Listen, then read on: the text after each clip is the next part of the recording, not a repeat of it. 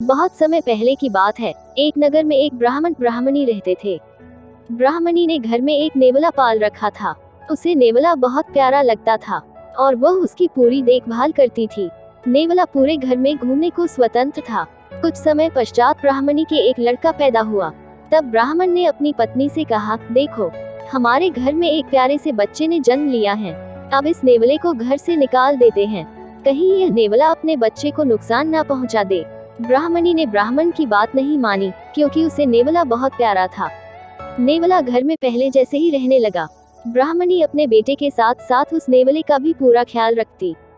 धीरे धीरे समय गुजरने लगा। एक दिन ब्राह्मणी पास के कुएं से पानी लेने गई। बच्चा घर पर पालने में सो रहा था और नेवला पास में ही आराम कर रहा था। इतने में कहीं से सांप आया और बच्चे के पालने की तरफ बढ़ने लगा। नेवले ने सांप को बच्चे की तरह आते देखकर वह सतर्क हो गया। नेवला तो वैसे भी सांप का दुश्मन होता है। नेवला सांप के ऊपर टूट पड़ा।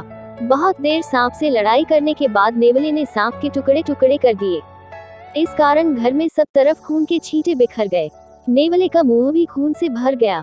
नेवला बहुत ही खुश हुआ कि उसने अपने मालिक के बेटे की जान बचा ली।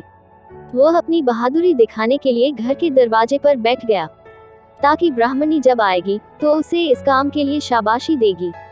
जब ब्राह्मणी कुएं से पानी लेकर लौटी तो उसने दरवाजे पर खून से सने हुए नेवले को देखा।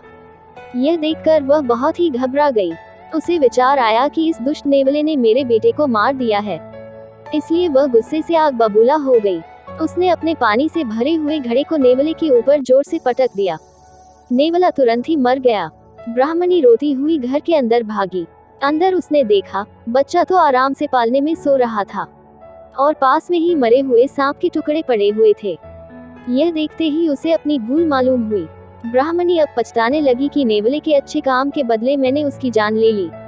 ब्राह्मण जब शाम को घर लौटा तो उसे सारी बात बताई।